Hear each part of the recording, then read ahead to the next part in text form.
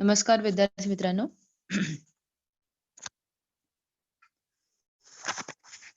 आज आपण प्रश्नपत्रिका जी आहे तुमच्या मराठी विषयाची ती आपण अभ्यासली. त्याच्यातलाच आपण एक विभाग जो आहे विभाग 4 म्हणजे प्रश्न क्रमांक 4 ठीक आहे? ज्याच्यामध्ये पूर्णतः व्याकरणावर आधारित असा तो विभाग आहे. ठीक आहे? तर तो विभाग आपण थोडंसं त्याची रिव्हिजन करणार आहोत. ठीक आहे. मुळात ह्या सगळ्या गोष्टी तुमच्या याच्या आधीही झालेल्या आहेत. पण तुमची परीक्षा जवळ आलेली आहे, तर त्या अनुषंगाने किंवा त्या अर्थाने आपण आता काय करणार आहोत, फक्त सराव जो आहे तो करणार आहोत. तर आता आज आपण काय करूया, फक्त हा विभाग 4 जो आहे, तो पुन्हा रिवाईज करूया किंवा त्याचा थोडासा सराव करूया. तर विभाग 4 म्हणजे पूर्णतः व्याकरणाचा विभाग आहे तुमचा. ठीक है, जैसे कि तुम्ही स्क्रीनवर पाहू शकता. आपका ये जो 4th क्वेश्चन है, ठीक है, प्रश्न क्रमांक 4. क्वेश्चन नंबर 4 आपके मराठी के पेपर में आपको जो पूछा जाता है, ये पूरी तरह से व्याकरण के ऊपर, ग्रामर के से रिलेटेड है. व्याकरणावर आधारित आहे. ठीक आहे. तर त्याच्यात जे प्रश्न विचारले जातात त्यांचा आपण काय करणार आहोत, सराव करणार आहोत किंवा त्या व्याकरणाचा सराव आज आपण पूर्ण करूया. तुम्हाला विभाग 4 म्हणजे प्रश्न क्रमांक 4 मध्ये व्याकरण कृती आणि भाषिक कृती 8+8 ऐसे 16 मार्क्स के लिए आपको पूछे जाते हैं. ठीक है. व्याकरण कृतीमध्ये तुम्हाला वाक्य प्रकार ओळखा, वाक्य रूपांतर करा आणि वाक्प्रचार अशा प्रकारे प्रश्न असतो 8 मार्कांसाठी. आणि पुढे उपप्रश्न भाषिक कृती, त्याच्यामध्ये तुम्हाला शब्दसंपत्तीवर आधारित 4 मार्कांसाठी प्रश्न विचारले जातात. लेखन नियमावर आधारित 2 मार्कांसाठी प्रश्न विचारले जातात आणि विरामचिन्हांवर आधारित 2 मार्काचे प्रश्न विचारले जातात. ठीक आहे. तर आता आपण सविस्तरपणे एका टॉपिकचा आपण इथे अभ्यास करूया. तर सुरुवातीला आपण पहिला प्रश्न इथे जो आहे वाक्य प्रकार ओळखा. त्याचा आता आपण अभ्यास करूया. ठीक आहे. वाक्य प्रकार ओळखा हा प्रश्न तुम्हाला कशा प्रकारे विचारला जातो. टोटल 16 मार्क्स के लिए ये क्वेश्चन जो है विभाग 4 प्रश्न क्रमांक 4 आपको पूछा जाता है. तो ये किस तरह से पूछा जाता है ये हम देखेंगे. विभाग 4 मध्ये तुमचा पहिला प्रश्न भाषाभ्यासामध्ये वाक्य प्रकार ओळखा. ठीक आहे. आता वाक्य प्रकार ओळखा हा प्रश्न तुम्हाला जो आहे तो 2 गुणांसाठी विचारला जातो. आपको ये क्वेश्चन जो है वो 2 मार्क्स के लिए पूछा जाता है. आता मध्ये वाक्याचे प्रकार कोणते आणि ते कसे ओळखायचे याचा आपण थोडासा सराव करूया. वाक्याचे प्रकार. वाक्याचे एकूण 4 प्रकार. वाक्याचे एकूण 4 प्रकार आहेत. एक विधानार्थी किंवा विधानार्थक वाक्य, प्रश्नार्थी किंवा प्रश्नार्थक वाक्य, उद्गारार्थी किंवा उद्गारार्थक वाक्य आणि आज्ञार्थी किंवा आज्ञार्थक वाक्य. अशा वाक्याचे 4 प्रकार आहेत. विधानार्थी वाक्य, प्रश्नार्थी वाक्य, उद्गारार्थी वाक्य आणि आज्ञार्थी वाक्य. आता हे 4 प्रकार आहेत. ते 4 वाक्यांचे प्रकार ज्यावेळेस तुम्हाला प्रश्न विचारला जाणार, त्यावेळेस त्याच्यातून तुम्हाला ओळखायचे आहेत. ठीक आहे. आता आपण एक वाक्याच्या प्रकाराचा अभ्यास करूया. वाक्यांच्या पहिल्या प्रकारामध्ये आपण बघूया विधानार्थी वाक्य. ठीक आहे. विधानार्थी किंवा विधानार्थक वाक्य. आता हे विधानार्थी वाक्य किंवा विधानार्थक वाक्य आपण कशा प्रकारे ओळखायचं? इथे आपण सुरुवातीलाच मी तुम्हाला डायरेक्ट सेंटेन्सेस सांगते. माझे वडील आज गावी गेले. पिंपळाचा प्रत्येक अवयव उपयोगी असतो. आई माझ्या यशाचा आनंद व्यक्त करीत नव्हती. आता याच्यामध्ये तुम्ही बघू शकता हे एक स्टेटमेंट आहे आणि याच्यामध्ये काय केलेलं आहे, सगळीकडे पूर्ण विराम काय केलेला आहे, दिलेला आहे. ठीक आहे. स्टेटमेंट म्हणजे विधान. ज्या वाक्यात केवळ विधान केलेले असते म्हणजे स्टेटमेंट केलेलं असतं त्या वाक्यांना विधानार्थी वाक्य म्हणतात. ठीक आहे. याच्यामध्ये तुम्ही बघू शकता शेवटी पूर्णविराम आलेला आहे आणि हे सरळ काय केलेलं आहे, स्टेटमेंट किंवा विधान केलेलं आहे. तर अशी वाक्य जी असतात त्यांना काय म्हटलं जातं? विधानार्थक किंवा विधानार्थी वाक्य असे म्हणतात. ठीक आहे. आता आपण पुढच्या वाक्याच्या प्रकाराकडे जाऊया. आता आपल्या दुसऱ्या वाक्याचा प्रकार आहे प्रश्नार्थी किंवा प्रश्नार्थक वाक्य. पुन्हा आपण वाक्य आता बघूया याची. तू मुंबईला केव्हा जाणार आहेस? प्रश्नचिन्ह. मी घरात येऊ का? प्रश्नचिन्ह. आपण यांना पाहिलत का? क्वेश्चन मार्क या फिर प्रश्नचिन्ह. माझ्यासाठी काही पत्रे आहेत काय? मला यातून कोण बाहेर काढेल? ठीक आहे. प्रश्नचिन्ह. आता बघू शकता तुम्ही याच्यामध्ये काय केलेलं आहे, या सगळ्या वाक्यांमध्ये प्रश्न विचारलेला आहे. ठीक है? क्वेश्चंस यहाँ पे पूछे गए हैं और लास्ट में यहाँ पे क्वेश्चन मार्क किंवा प्रश्नचिन्ह इथे आलेलं आहे. ठीक आहे? म्हणजे ज्या वाक्यात प्रश्न विचारलेला असतो, त्या वाक्यांना काय म्हटलं जातं? प्रश्नार्थी वाक्य असे म्हटलं जातं किंवा प्रश्नार्थक वाक्य असं म्हटलं जातं. ठीक आहे? हा झाला आपला दुसरा वाक्याचा प्रकार. आता आपण आपला तिसरा वाक्याचा प्रकार बघूया. वाक्यांचे प्रकार उद्गारार्थी किंवा उद्गारार्थक वाक्य. ठीक आहे? आता पुन्हा आपण काय करूया? ही वाक्य जी आहेत ती अभ्यासूया. किती सोपी कविता ही. अबब! केवढी प्रचंड आग ही. एक्सक्लेमेटरी मार्क किंवा उद्गारवाचक चिन्ह पुढे आलेला आहे. त्याने शेतीत केवढी सुधारणा केली. उद्गारवाचक चिन्ह. आई ग, किती लागलंय तुला? उद्गारवाचक किंवा एक्सक्लेमेटरी मार्क. बापरे, केवढ्या मोठ्या लाटा या. ठीक आहे? बघा, या प्रत्येक वाक्यामध्ये काय आलेलं आहे? उद्गारवाचक चिन्ह किंवा एक्सक्लेमेटरी मार्क, ज्याला इंग्रजीमध्ये म्हटलं जातं. इंग्लिश में जिसे क्या बोला जाता है? एक्सक्लेमेटरी मार्क, और मराठी में उसे बोला जाता है उद्गारवाचक चिन्ह. या सगळ्या वाक्यांमध्ये काय केलेलं आलेलं आहे? एक्सक्लेमेटरी मार्क किंवा उद्गारवाचक चिन्ह आलेलं आहे. वाक्यांच्या शेवटी आलेलं आहे किंवा थोडं पुढे आलेलं आहे. ठीक आहे? तर अशी वाक्य ज्याच्यामध्ये काय आलेलं असतं? एक्सक्लेमेटरी मार्क जे आहे ते आलेलं असतं. ठीक आहे? आणि त्याच्यामध्ये तुमच्या मनातल्या ज्या अ, भावना ज्या आहेत आपल्या मनातल्या त्यांचा अ, अ, उल्लेख केलेला असतो. ठीक आहे? त्या उद्गारातून आपल्या मनातील भावना किंवा तीव्र इच्छा व्यक्त होत असतात. अशा वाक्यांना काय म्हटलं जातं? उद्गारार्थी किंवा उद्गारवाचक वाक्य असं म्हटलं जातं. ठीक आहे? मग याच्यामध्ये कोणत्या प्रकारच्या भावना येऊ शकतात? आश्चर्यकारक, ठीक आहे? तीव्र इच्छा आपली दिसू शकते. ठीक आहे? मी पक्षी झालो तर, ठीक आहे? कुणाची तरी प्रशंसा करणारे, शाब्बास जिंकलास तू. प्रशंसादर्शक भावना ज्या आहेत त्या दाखवल्या जाऊ शकतात. ठीक आहे? त्यानंतर आनंददर्शक भावना ज्या आहेत, त्या दाखवल्या जाऊ शकतात. शोकदर्शक भावना आहेत, त्यासुद्धा दाखवल्या जाऊ शकतात.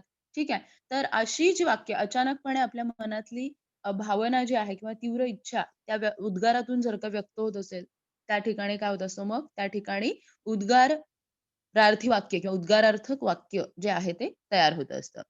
ठीक आहे. आता आपण आपलं तिसऱ्या वाक्याचा प्रकार बघूया.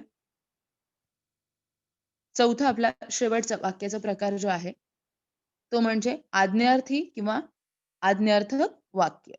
ठीक आहे. आता आज्ञार्थी किंवा आज्ञार्थक वाक्य आपण कशा प्रकारे ओळखायचं? आज्ञार्थी किंवा आज्ञार्थक वाक्य जे आहे, त्याच्या शेवटी सुद्धा पूर्णविरामच आलेला असतो. आपण आता 3 वाक्यांचे प्रकार बघितले. विधानार्थी वाक्य बघितलं, प्रश्नार्थी वाक्य आणि उद्गारार्थी वाक्य. विधानार्थी वाक्यामध्ये प्रश्नाच्या शेवटी अ, वाक्याच्या शेवटी पूर्णविराम येतो. प्रश्नार्थी वाक्यामध्ये प्रश्नचिन्ह येतो आणि उद्गारार्थी वाक्यामध्ये प्रश्नाच्या शेवटी एक्सक्लेमेटरी मार्क किंवा उद्गारवाचक चिन्ह येतं. मात्र आज्ञार्थी वाक्यामध्ये सुद्धा प्रश्नाच्या शेवटी पूर्णविरामच असतो. वाक्याच्या शेवटी पूर्णविरामच असतो. पण हे वाक्य आपण आज्ञार्थी वाक्य आहे, हे कसं ओळखायचं? तर ह्या वाक्यामध्ये आज्ञा, हुकूम, विनंती, प्रार्थना किंवा आशीर्वाद या सगळ्या गोष्टींचा बोध होतो. म्हणजे आज्ञार्थी वाक्यामध्ये आज्ञा केलेली असते मुळात. ठीक आहे? वाक्याच्या जो प्रकार आहे, ठीक आहे, आज्ञार्थी वाक्य त्याच्यावरूनच आपण ओळखू शकतो याच्यामध्ये काय केलेली असते, आज्ञा केलेली असते. ठीक आहे. तुझे पुस्तक मला दे. ठीक आहे. ही आज्ञा केलेली आहे म्हणजे विनंती केलेली आहे याच्यामध्ये. "ज्ञानबा कोठा सोडून शेताच्या बाहेर हो." इथे आज्ञा केलेली आहे. "तुझ्या सहवासात तरी मला आनंद मिळू दे." ठीक आहे. ही काय केलेली आहे इथे विनंती केलेली आहे. "बाबा थळोबा माझ्या पोराच्या कामात यश दे." ठीक आहे. इथे काय केलेले आहे देवाला प्रार्थना केलेली आहे आणि खूप शिक, खूप मोठा हो. इथे काय केलेलं आहे? आशीर्वाद जो आहे तो दिलेला आहे. ठीक आहे. म्हणजे ज्या वाक्यांमध्ये आज्ञा केलेली असेल, प्रार्थना केलेली असेल, आशीर्वाद दिलेला असेल, विनंती केलेली असेल किंवा उपदेश केलेला असेल. ठीक आहे. अशा उपदेश केलेला आहे, अशा गोष्टींचा बोध होत असेल, अशा वाक्यांना आज्ञार्थी किंवा आज्ञार्थक वाक्य असे म्हणतात. ठीक आहे. तर म्हणून ही सगळी काय झाली आज्ञार्थक वाक्य झाले. ठीक आहे. तर आता आपण चारही प्रकार अभ्यासले. वाक्याच्या अ, वाक्याचे चारही प्रकार अभ्यासले. ठीक आहे. विधानार्थी वाक्य, प्रश्नार्थी वाक्य, आज्ञार्थी वाक्य आणि उद्गारार्थी वाक्य. आता त्याच्या संदर्भातले अशा प्रकारे तुम्हाला प्रश्न विचारले जातील, तर ते प्रकार आपण आता पुन्हा बघूया, की कशाप्रकारे ओळखायचे आहेत. काल पुण्यामध्ये खूप पाऊस पडत होता. सरळ साधं हे वाक्य आहे. म्हणून हे काय आहे? विधानार्थी वाक्य आहे. तुझ्या शाळेत मराठी दिन साजरा करतात का? प्रश्नचिन्ह. म्हणून हे काय झालं? प्रश्नार्थी वाक्य झालं. पुढे प्रवासात भरभरून बोला. इथे ही आज्ञा केलेली आहे. ठीक आहे. मग काय झालं हे? आज्ञार्थी वाक्य झालं. ठीक आहे. वेळ खूप मजेत गेला. हे विधान आहे सरळ, साधं. म्हणून हे विधानार्थी वाक्य. वाह! फारच सुंदर चित्र आहे हे.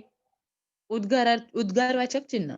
ठीक आहे किंवा एक्सक्लेमेटरी मार्क इथे दिलेला आहे. म्हणून हे उद्गारार्थी वाक्य. तुम्ही याल का आमच्या घरी? प्रश्न विचारलाय. प्रश्नचिन्ह आहे. म्हणून प्रश्नार्थी वाक्य. शाब्बास! चांगले काम केलेस. उद्गारवाचक चिन्ह दिलेलं आहे. म्हणून उद्गारार्थी वाक्य. मरगळ झटकून टाका. ठीक आहे. इथे काय केलेलं आहे? आज्ञा केलेली आहे किंवा एक प्रकारे उपदेश केलेला आहे. ठीक आहे. म्हणून हे आज्ञार्थी वाक्य. मी नियमित व्यायाम करतो. पूर्णविराम. हे सरळ-सरळ एक काय आहे? विधान आहे म्हणजे स्टेटमेंट आहे. म्हणून हे काय झालं आहे? विधानार्थी वाक्य झालं. आणि शिस्तीने वागा. आज्ञा केलेली आहे. म्हणून हे काय झालं? आज्ञार्थी वाक्य झालं. तर अशा प्रकारेच तुम्हाला काय केले जातील? हा प्रश्न जो आहे तो विचारला जाईल. म्हणजेच अशा प्रकारे तुम्हाला वाक्य दिले जातील आणि तुम्हाला विचारलं जाईल, पुढील वाक्याचा प्रकार ओळखा. मग त्याप्रमाणे तुम्हाला 2 मार्कांसाठी अशा प्रकारचे 2 सेंटेन्स दिले जातील आणि त्या 2 सेंटेन्सचे वाक्याचे प्रकार जे आहेत ते तुम्हाला ओळखावे लागतील. आता पुढचा प्रश्न. प्रश्न क्रमांक 4. त्याच्यातला दुसरा. ठीक आहे. वाक्य रूपांतर. वाक्य रूपांतर करा. अशा प्रकारचा तुम्हाला 2 गुणांसाठी हा प्रश्न विचारला जातो. आता हा प्रश्न कशाप्रकारे विचारला जातो? वाक्य रूपांतर करा. कशाप्रकारे विचारला जातो आणि आपल्याला कशाप्रकारे सॉल्व्ह करायचं ते आपण बघूया. ठीक आहे. वाक्य रूपांतर.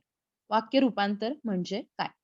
वाक्याचा अर्थ न बदलता एका वाक्य प्रकारातून दुसऱ्या वाक्य प्रकारात बदल करणे याला वाक्य रूपांतर म्हणतात. वाक्य रूपांतर कशाला म्हणतात? वाक्याचा अर्थ न बदलता एका वाक्य प्रकारातून दुसऱ्या वाक्य प्रकारात बदल करणे याला वाक्य रूपांतर म्हणतात. म्हणजेच काय करायचं इथे? एक वाक्याचा प्रकार असेल, त्या वाक्याच्या प्रकारातून दुसऱ्या वाक्याच्या प्रकारामध्ये त्या वाक्याला कन्व्हर्ट करायचंय. त्याचं रूपांतर करायचंय.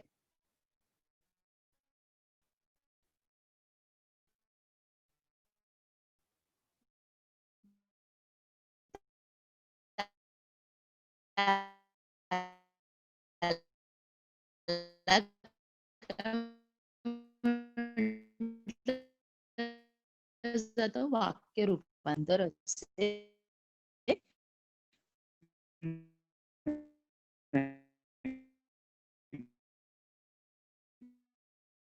मग आता वाक्य रूपांतरण कसं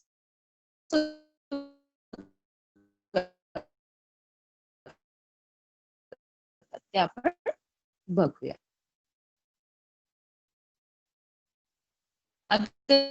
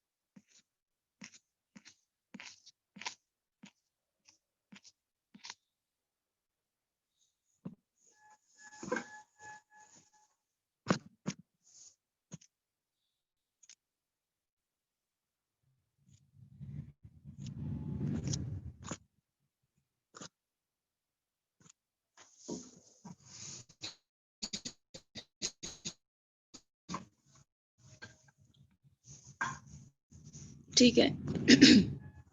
प्रवासात भरभर विधानार्थी वाक्य आहे, पण ते विधानार्थी वाक्य आपल्याला इथे आज्ञार्थी वाक्यामध्ये कन्वर्ट करायला सांगितलेलं आहे. ठीक आहे. तर कसं करायचं इथे? प्रवासात भरभरून बोला. ठीक आहे. बोलावेचं काय केलेलं आहे? फक्त वे जो आहे तो गेलेला आहे, आज्ञा केलेली आहे. बोलावे, बोला. ठीक आहे. आणि पूर्णविराम आलेला आहे.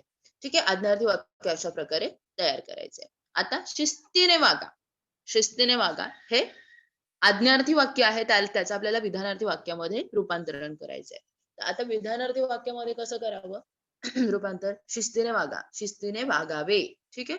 थोडासा चेंज आहे फक्त. इथे बघा वागा, वागावे.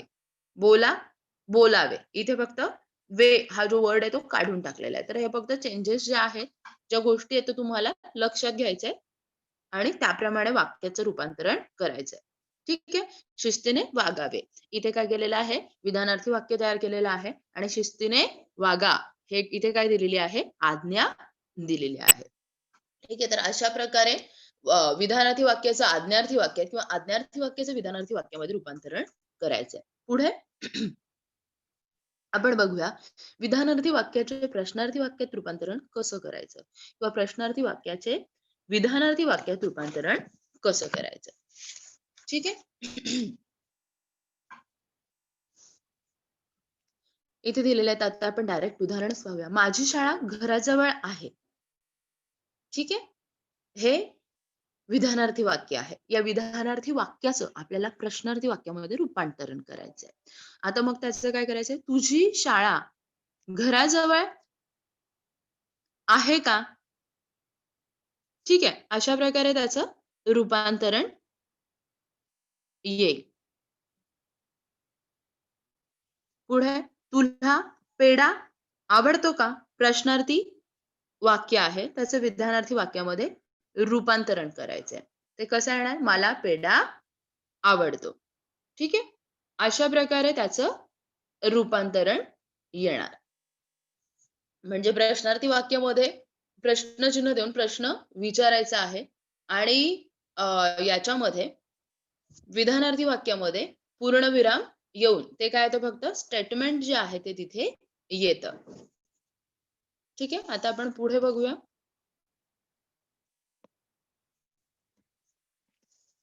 विधानार्थी वाक्याचे उद्गारार्थी वाक्यात रूपांतरण किंवा उद्गारार्थी वाक्याचे विधानार्थी वाक्यात रूपांतरण कसं येणार? आता हा मुलगा खूप उंच आहे. हे विधानार्थी वाक्य आहे. ठीक आहे. आता उद्गारवाचक वाक्यात त्याला कसं कन्व्हर्ट करता येईल? किती उंच आहे हा मुलगा. ठीक आहे. इथे खूप हा जो शब्द आहे ना त्याच्याऐवजी फक्त किती आलेला आहे. ठीक आहे. किती आणि त्याच्या पुढचं वाक्य तसंच लिहिलेलं आहे. किती उंच आहे हा मुलगा. ठीक आहे. सिक्वेन्स जर लक्षात घेतला तर तुम्हाला हे व्यवस्थित लक्षात येईल. खूपच्या ऐवजी इथे काय दिलेलं आहे फक्त किती आणि पुढचं वाक्य तसंच लिहिलेलं आहे. कितीपासून म्हणजे खूप हा शब्द काढून टाकलेला आहे. त्याच्याऐवजी किती हा शब्द घेतलेला आहे आणि तिथून पुढे वाक्य लिहिलेलं आहे. किती उंच आहे आणि पुढचं वाक्य जे आहे सुरुवातीपासून ते तसंच लिहिलेलं आहे. हा मुलगा आणि उद्गारवाचक चिन्ह. हा सिक्वेन्स किंवा या काही बारकावे हे जे लक्षात घेतलं तुम्ही, तर तुम्हाला हे चांगल्या पद्धतीने करता येईल. ठीक आहे. उद्गारवाचक चिन्ह अशा प्रकारे काय केलेलं आहे वाक्य तयार केलेलं आहे. आणि पुढे किती सुंदर आहे हा ताजमहल. आता हे उद्गारवाचकच वाक्य आहे. तर याच्यामध्ये बघा आता कसं केलेलं आहे. आता आहे पर्यंत आपण काय केलेलं होतं लिहिलेलं होतं. किती सुंदर आहे हा ताजमहल. तर आपण इथे काय करायचंय हा ताजमहल कितीच्या ऐवजी खूप टाकायचं आहे. खूप सुंदर आहे. पूर्णविराम. अशा प्रकारे विधानार्थी वाक्यात आपण काय केलेलं आहे, या उद्गारार्थी वाक्याला रूपांतरित केलेलं आहे. ठीक आहे.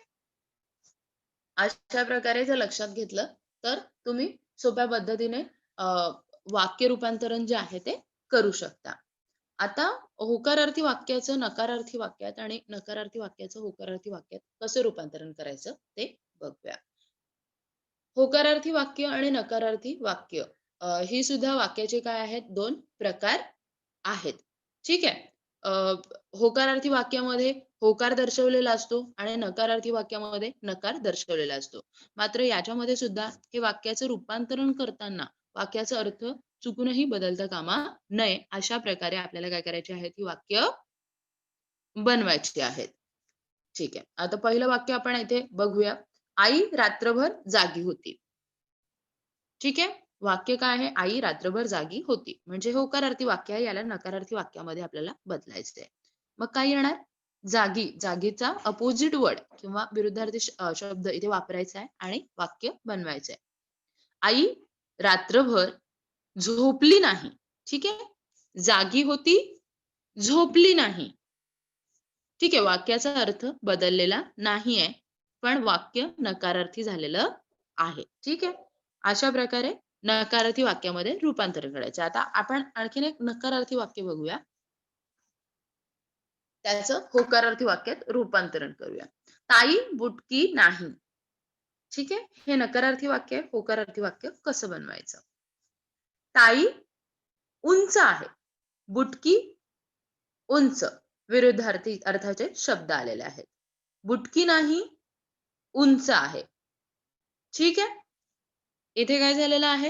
होकारार्थी, नकारार्थी वाक्य केलेले आहेत, मात्र वाक्याचा अर्थ बदललेला नाही. याच्यामध्ये होकार आलेला आहे आणि याच्यामध्ये नकार आलेला आहे. ताई बुटकी नाही. ताई उंच आहे. होकारार्थी वाक्य तयार झालेले आहे. म्हणजे अशा प्रकारे तुम्हाला काय करायचं आहे? वाक्य जे आहे ते त्यांचं रूपांतरण करायचं आहे. ठीक आहे. आता आपण पुढचा जो प्रश्न आहे तो बघूया. प्रश्न क्रमांक 4 सब क्वेशन जो आहे त्याच्यातला तिसरा प्रश्न तुम्हाला विचारला जातो. अ, तो म्हणजे वाक्प्रचार. ठीक आहे. इथे त्याच्या आधी काही उदाहरणं दिलेली आहेत. ती उदाहरणे बघून घ्यायची सगळ्यांनी. सर्वांनी रांगेत उभे राहा. विधानार्थी वाक्य तयार करायचं आहे. सर्वांनी रांगेत उभे राहावे. तुमची ऊर्जा शक्ती एकत्र करावी. या वाक्याला आज्ञार्थी वाक्य करायचं आहे. तुमची ऊर्जा शक्ती एकत्र करा. भारताचा विजय झाला. नकारार्थी वाक्य करायचंय. भारताचा पराजय झाला नाही. समीर खूप पुस्तके नकोत. होकारार्थी वाक्य. समीर थोडीच पुस्तके हवेत. ही इमारत खूप उंच आहे. उद्गारार्थी वाक्य. किती उंच आहे ही इमारत? आणि मुलगा उंच आहे. याचं प्रश्नार्थी वाक्यात रूपांतर. मुलगा उंच आहे का? ठीक आहे. अशा प्रकारे ही वाक्य आपल्याला तयार करायची. म्हणजे अशा प्रकारे प्रश्न विचारले जातील आणि तुम्हाला अशी उत्तरं लिहायची आहेत. ठीक आहे. असे विचारले जातील. 2 वाक्य तुम्हाला दिले जातील आणि कंसात त्याच्याबद्दल सूचना दिली जाईल, की ह्या वाक्यामध्ये रूपांतरण करायचंय. जसं की इथे दिलेलं आहे. आणि ते लाल अक्षरामध्ये ज्याप्रमाणे वाक्य उत्तरं दिलेली आहेत त्याप्रमाणे तुम्हाला उत्तरं तिथे लिहायची आहेत. आता आपण पुढचा प्रश्न बघूया, वाक्प्रचार. ठीक आहे. 4 गुणांसाठी हा प्रश्न जो आहे तो तुम्हाला विचारला जाईल. 4 गुणांसाठी 4 मार्क्स के लिए ये क्वेश्चन जो है आपको पूछा जाएगा. तो ये किस तरह से पूछा जाता है? ठीक आहे. खालील वाक्प्रचारांचा अर्थ सांगून वाक्यात उपयोग करा. ठीक आहे. वाक्प्रचार जे आहेत तुमच्या पुस्तकामध्ये जे दिलेले आहेत. ठीक आहे. ते वाक्प्रचार सरळ त्यांची एक लिस्ट करायची आहे. ठीक है? आपको उनकी एक लिस्ट मतलब पूरे के पूरे आपके नोटबुक में आपको वो लिखने हैं और डायरेक्ट वो याद रखने हैं. ठीक है? वाक्प्रचार, वाक्प्रचाराचा अर्थ आणि त्याप्रमाणे वाक्प्रचार वापरून तयार केलेलं वाक्य. अशा प्रकारे सरळ ती लिस्ट घ्यायची आहे आणि त्या लिस्टनुसार डायरेक्ट काय करायचे ते लक्षात ठेवायचे किंवा ते पुन्हा-पुन्हा वाचून काढायचे. ते नक्कीच व्यवस्थितपणे तुमच्या लक्षात राहतील. ठीक आहे? ठीक आहे. तर काही वाक्प्रचारांचं हे आपण इथे बघूया. अंगाचा तिळपापड होळ्या. आता याचा अर्थ काय होतो? खूप राग येणे आणि हा याचा अर्थ झाला ह्या वाक्प्रचाराचा. आता हा वाक्प्रचार वापरून काय करायचं आपल्याला वाक्य तयार करायचंय. अर्थपूर्ण असं वाक्य. निलेशने अंगणातील रांगोळी पुसल्यामुळे निलिमाच्या अंगाचा तिळपापड झाला. म्हणजे निलिमाला काय झाला? खूप राग आला. ठीक आहे? तर वाक्प्रचार वापरून काय केलेलं आहे? हे वाक्य तयार केलेलं आहे. लक्षात ठेवायचंय, वाक्प्रचाराचा अर्थ सांगायचा आहे आणि वाक्प्रचारच वापरून, वाक्प्रचार पुन्हा वापरून वाक्य तयार करायचं आहे. इथे अ, गल्लत करायची नाहीये. मुलं बऱ्याचदा ही गोष्ट समजून घेत नाही, की वाक्प्रचाराचा अर्थ वापरून वाक्यात उपयोग करायचा नाही. तर वाक्प्रचारच काय करायचा आहे? वाक्यात वापरून पुन्हा वाक्य तयार करायचं आहे आणि वाक्प्रचाराचा अर्थ इथे सांगायचा आहे. ठीक आहे. दुसरा वाक्प्रचार बघूया आपण. चेहरा पडणे. अर्थ आहे शरम वाटणे. आणि आता पुन्हा वाक्प्रचार वापरूनच वाक्य तयार केलेलं आहे. सुमितची लबाडी काकांनी ओळखल्यामुळे त्याचा चेहरा पडला. मरग झटकणे. आळस सोडणे. सगळी मरगळ झटकून अभ्यासाला लागावे. काय केलेलं आहे इथे? पुन्हा वाक्प्रचार वापरून वाक्य तयार केलेलं आहे आणि वाक्प्रचाराचा अर्थ सांगितलेला आहे. म्हणजे इथे तुम्हाला असा प्रश्न विचारला जाईल, 3 वाक्प्रचार तुम्हाला दिले जातील परीक्षेमध्ये आणि त्याच्यातील 2 वाक्प्रचार जे आहेत, त्या 2 वाक्प्रचारांचा अर्थ सांगून वाक्यात उपयोग तुम्हाला करायचा असेल. ठीक आहे? वाक्प्रचाराचा अर्थ सांगायचा आहे आणि तोच वाक्प्रचार वापरून तुम्हाला वाक्य पूर्ण करायचंय किंवा वाक्य एक तयार करायचं आहे. ठीक आहे. त्याचा वाक्यात उपयोग करायचा आहे त्या वाक्प्रचाराचा. तर अशा प्रकारे इथे तुम्हाला वाक्याचा अर्थ सांगण्यासाठी 1 मार्क आणि वाक्प्रचाराचा वाक्यात उपयोग करण्यासाठी 1 मार्क. असं 2 गुणांसाठी 1 वाक्प्रचार आणि 4 गुणांसाठी 2 वाक्प्रचार तुम्हाला विचारलेले असते. ठीक आहे? मग 3 एकूण तुम्हाला वाक्प्रचार दिले असतील, मग त्यातील 2 जे तुम्हाला व्यवस्थित येतायत, ते तुम्ही काय करू शकता, त्या 2 वाक्प्रचारांचा अर्थ तुम्ही सांगू शकता आणि वाक्यात उपयोग तिथे तुम्हाला करायचा आहे. ओके. तर अशा प्रकारे 4 गुणांसाठी हा प्रश्न तुम्हाला विचारला जातो. आता पुढे प्रश्न क्रमांक 4 म्हणजे सब क्वेश्चन जो आहे प्रश्न क्रमांक 4 मधला भाषिक घटकांवर आधारित कृती. आता मगाशी आपण जो बघितला प्रश्न क्रमांक 4 त्याच्यामध्ये तुम्हाला प्रकार, वाक्य प्रकाराचं रूपांतरण, ठीक आहे, वाक्य रूपांतरण आणि वाक्प्रचार असे एकूण 8 गुणांसाठी तो प्रश्न विचारलेला आहे.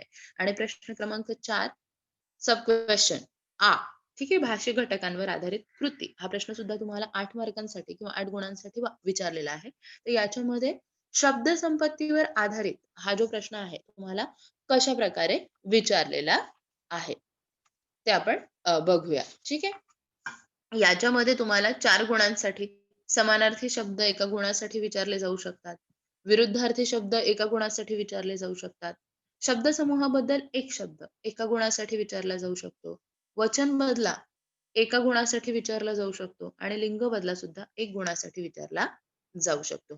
तर आता हा प्रश्न कशा प्रकारे विचारला जाईल ते आपण बघूया. ठीक आहे. म्हणजेच याच्यातल्या कोणत्याही 4 कृती तुम्हाला विचारल्या जातील. इथे आपण बघितलं कि यहाँ पे हमने देखा, यहाँ पे 5 जो टाइप्स है वो दिए गए हैं.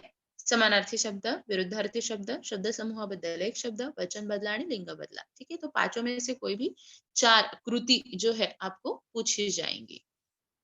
ठीक आहे. तर आता या 5ही कृती कशाप्रकारे विचारल्या जातात परीक्षेमध्ये ते आपण बघूया. आता समानार्थी शब्द. समानार्थी शब्द शब्दसमूहाबद्दल एक समानार्थी शब्द बघूया. समानार्थी शब्द एका गुणासाठी तुम्हाला विचारले जातील. तर एका गुणासाठी विचारण्याच्या वेळेस तुम्हाला 2 समानार्थी शब्द तिथे दिले जातील. ठीक आहे? जसं की इथे दिलेलं आहे. मित्र आणि पाऊस यांचे समानार्थी शब्द विचारलेले आहेत. मित्र, दोस्त, सोबती, सखा, सवंगडी. ठीक आहे? तर आता मित्र.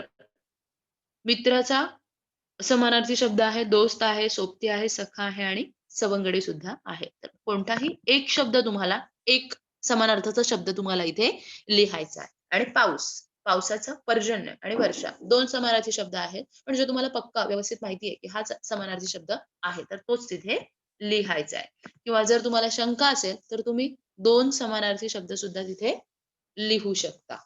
ठीक आहे? तर अशा प्रकारे हाफ हाफ मार्क्ससाठी तुम्हाला 2 शब्द विचारले जातील. म्हणजे हाफ प्लस हाफ 1 मार्क्स. ठीक है? मतलब 1 मार्क्स के लिए आपको 2 समानार्थी शब्द जो है, वो आपको पूछे जाएंगे. ठीक है? आता समानार्थी शब्द कसे लक्षात ठेवाल किंवा कसे पाठ कराल? समानार्थी शब्दांची सुद्धा सरळ एक यादी करायची है. आपको डायरेक्ट एक लिस्ट बनानी है. डायरेक्ट आपको आपकी जो मराठी की बुक है, नोटबुक है, उसमें लिखना है. रीड करते-करते लिखो, आपको वो याद रहेंगे. समानार्थी शब्द जो है वो. ठीक है? व्याकरण जो है इसी तरह से आप कर सकते हो. मतलब अभी जो मैंने आपको बोला समानार्थी शब्द है, वाक्प्रचार है. ठीक है? विरुद्धार्थी शब्द होंगे. शब्द समूहाबद्दल एक शब्द आहे. ठीक है? लिंग बदला, एकवचन, अनेकवचन. ठीक आहे. हे सगळे जे व्याकरणाचे जे प्रकार आहेत, ते सरळ काय करायचे आहेत लक्षात ठेवण्यासाठी, सराव करण्यासाठी तुम्हाला ते तुमच्या नोटबुकमध्ये लिहून काढायचे आहेत. ठीक आहे. लिहून काढायचे आहेत आणि पुन्हा-पुन्हा वाचायचे आहेत.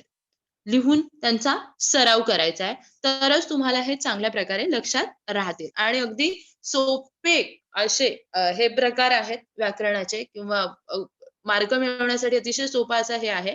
याच्यामध्ये कुठेही तुमचे गुण जे आहेत ते कापले जाणार नाहीत. जर तुम्ही बरोबर अर्थाचे शब्द लिहिताय तर. ठीक आहे. त्यामुळे सरळच्या सरळ लिस्ट करा आणि त्या लिस्ट तुमच्या याच्यामध्ये वहीमध्ये लिहून काढा.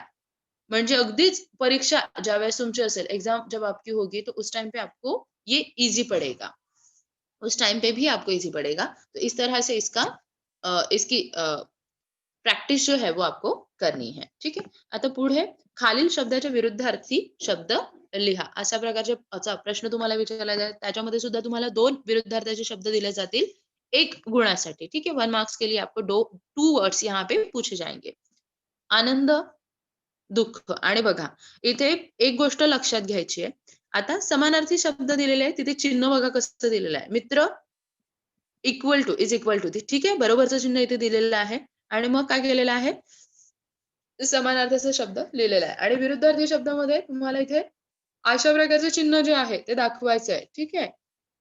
फुली जी आहे ती दाखवायची आहे, गुणाकाराची आणि मग तुम्हाला तो विरुद्धार्थाचा शब्द जो आहे तो दाखवायचा आहे. आनंद, दुःख, गरीब, श्रीमंत. ठीक आहे. अशा प्रकारची फुल्लीमध्ये द्यायची आहे. 2 शब्द तुम्हाला विरुद्धार्थी शब्द एका गुणासाठी विचारले जातील. आता पुढे शब्दसमूहाबद्दल एक शब्द. शब्दसमूहाबद्दल एक शब्द पायात चप्पल न घालता. बऱ्याचशा शब्दांचा काय दिलेला असेल? समूह दिलेला असेल आणि त्याच्याबद्दल तुम्हाला एकच शब्द वापरायला सांगितलं जाईल. ठीक आहे? म्हणजे पायात चप्पल न घालता, अनमणे. बरेचसे असे शब्द आहेत. कविता करणारा, कवी. कविता करणारी, कवयित्री. ईश्वर नाही असे मानणारा, नास्तिक. ठीक आहे? बरेचसे शब्द एकत्र करून शब्दांचा समूह तुम्हाला दिलेला असेल, त्याच्याबद्दल एकच शब्द तुम्हाला ओळखायचा असेल. तर याचा सुद्धा सराव करण्याशिवाय तुम्हाला पर्याय नाहीये. सराव जितका कराल, तेवढं तुम्हाला ते शब्द लक्षात राहू शकतात. तुमच्या पुस्तकामध्ये जे काही शब्दसमूहाबद्दल एक शब्द असे शब्द दिलेले आहेत, ते सगळे एकत्र करायचे, तुमच्या नोटबुकमध्ये लिहायचे आणि ते लक्षात ठेवायचे. त्या पद्धतीने तुम्ही चांगल्या प्रकारे याचा सराव करू शकता. पुढे वचन बदला कशाप्रकारे विचारला जाईल? वचन बदला जो शब्द आहे तो अ, एकवचन, अनेकवचन. ठीक आहे. अशा प्रकारे तुम्हाला हा शब्द विचारला जातो. अ, अशा प्रकारे प्रश्न तुम्हाला याच्यासाठी विचारला जाऊ शकतो. शब्द दिले जातील आणि वचन बदलायला सांगितलं जाईल. वचन बदला, आता पिशवी एकवचन असलेला शब्द आहे, तर पिशव्या त्याचा अनेक वचनातला शब्द येतोय. ठीक आहे. आणि मिनिटे अनेक वचनातला शब्द आहे. मिनिट असा शब्द त्याचा येतोय. ठीक आहे. किंवा तुम्हाला असा तक्ता पण पूर्ण करायला सांगितला जाऊ शकतो. ठीक आहे.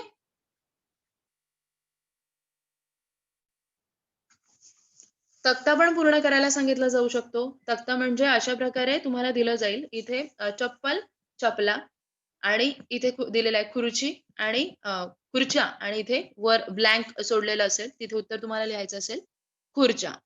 ठीक आहे. अशा प्रकारे प्रश्न हा तुम्हाला विचारला जाऊ शकतो. तर वचन बदला ह्याच्यातले सुद्धा शब्द जे आहेत ते व्यवस्थित बघून ठेवायचे आहेत किंवा त्याचाही सराव करायचा आहे. जसं तुम्हाला मी सांगितलं डायरेक्ट नोटबुकमध्ये लिहायचे ते शब्द. कारण बरेचसे असे शब्द सुद्धा आहेत, की त्यांचा अनेकवचन आणि एकवचनामध्ये सुद्धा ते शब्द काय आहेत? तेच शब्द येतात. तर तिथे गोंधळ व्हायला नको म्हणून ते शब्द व्यवस्थित बघून घ्यायचे आहेत. तरच तुम्ही ह्या प्रश्नाचं सुद्धा उत्तर लिहू शकता. हा प्रश्न सुद्धा 1 मार्कासाठी, 1 गुणासाठी विचारलेला आहे. 2 शब्द तुम्हाला दिले जातील 1 गुणासाठी. आणि लिंग बदला. लिंग बदला याच्यामध्ये मुलगा, मुलगी, गाय, बैल. ठीक आहे. पुल्लिंगी शब्द दिला जाईल, स्त्रीलिंगी शब्दामध्ये करायला सांगितलं जाईल किंवा स्त्रीलिंगी शब्द दिला जाईल आणि पुल्लिंगी शब्दामध्ये करायला पुल्लिंग याच्यामध्ये करायला सांगितलं जाईल. अशा प्रकारे लिंग तुम्हाला बदलायचे आहे. ठीक आहे. तर अशा प्रकारे तक्ता सुद्धा दिला जाऊ शकतो. म्हातारा, म्हातारी, लेखक, लेखिका. ठीक आहे. अशा प्रकारे तक्ता तुम्ही पूर्ण अ, करू शकता किंवा अशा प्रकारे सुद्धा प्रश्न तुम्हाला विचारला जाईल. ठीक आहे. किंवा लिंग ओळखा अशा प्रकारे सुद्धा विचारलं जाऊ शकतो. आता पुढचा जो आहे लेखन नियमानुसार लेखन करा. ॲक्चुअली सुरुवातीला पण हे झालेलं आहे, पण पुन्हा एकदा मी सांगते. लेखन नियमानुसार लेखन करा. आता लेखन नियमानुसार लेखन म्हणजे काय? लेखनाच्या नियमानुसार शब्द, वाक्य जी आहे ती व्यवस्थित बरोबर करून लिहायची असतात. ठीक आहे. हा प्रश्न कसा विचारला जाईल तुम्हाला? सगळ्यात भारी ॲप डोक्याच्या कवटीत आहे. आता हे तुम्ही बघू शकता. इथे उत्तर दिलेलं आहे. सगळ्यात भारी ॲप डोक्याच्या कवटीत आहे. तर याच्यामध्ये आता सगळ्यात हा जो शब्द आहे तो चुकीच्या पद्धतीने लिहिलेला आहे. बघा. इथे बरोबर करून दाखवलेला आहे.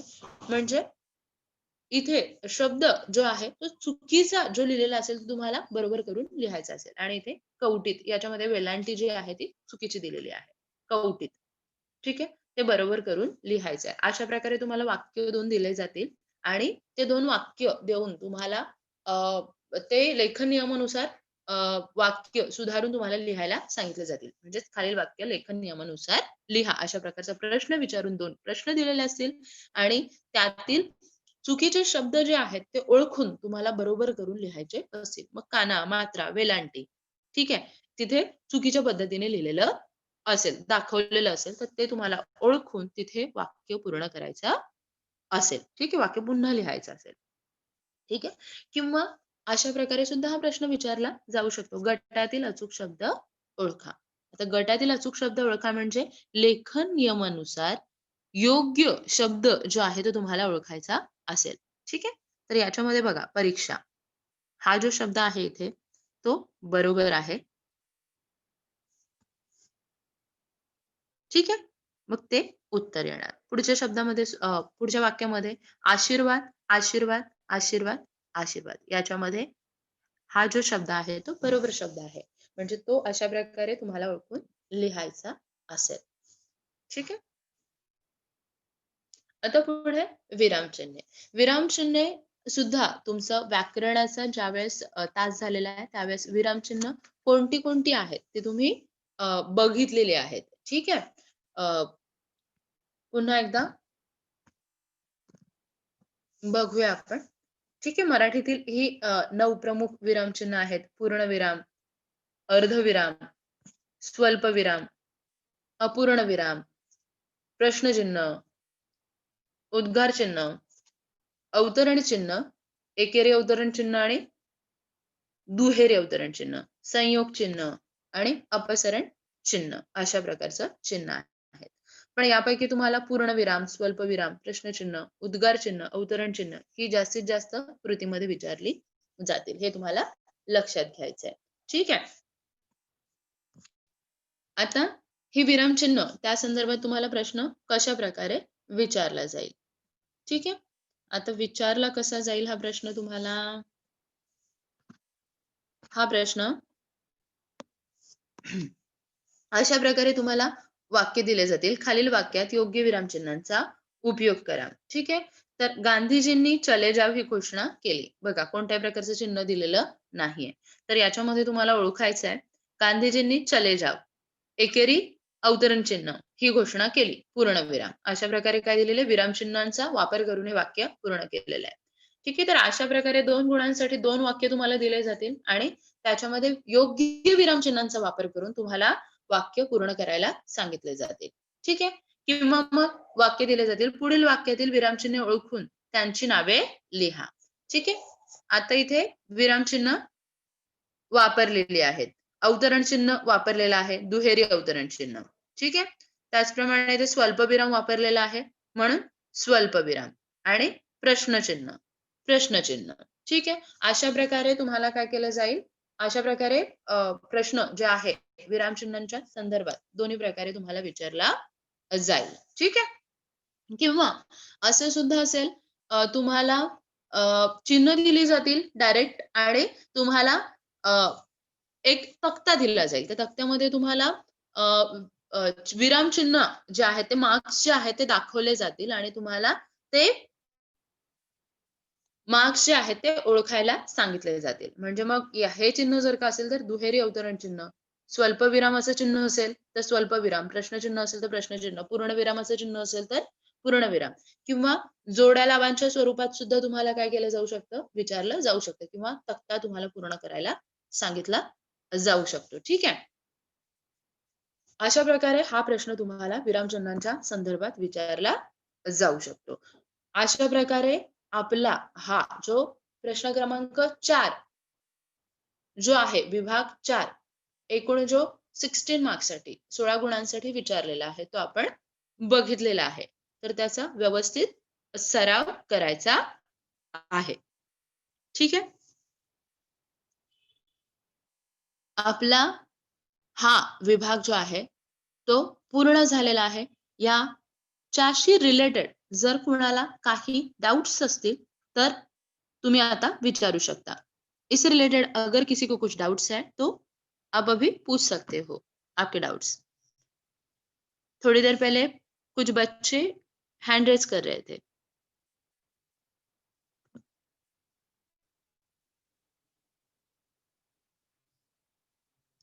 यस.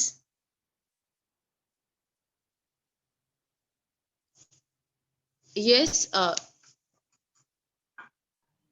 अगर आपका डाउट कुछ है तो आप अनम्यूट करके पूछ सकते हो.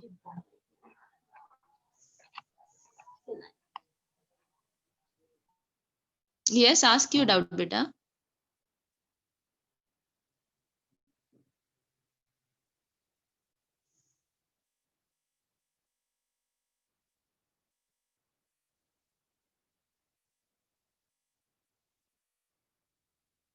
अगर आप हैंड रेज कर रहे हो तो आप आपका डाउट जो है वो पूछ सकते हो. Please ask your doubts.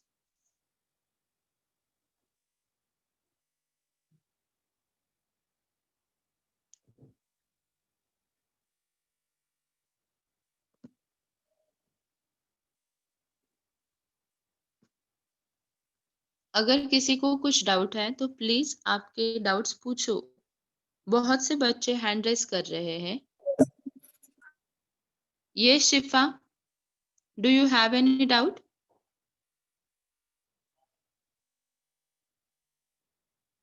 Satish, yes. Ajay,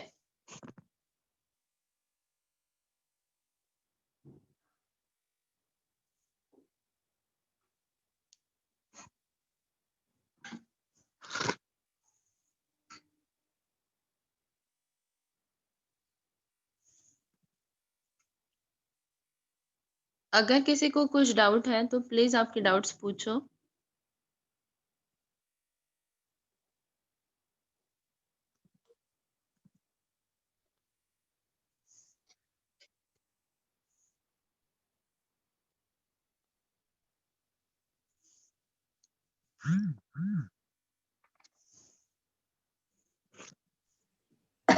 Karuna ma'am, yes ma'am. they are just raising their hand. They are not asking anything. Maybe by mistake they are raising their hand. Can we wind up then? Yes yes.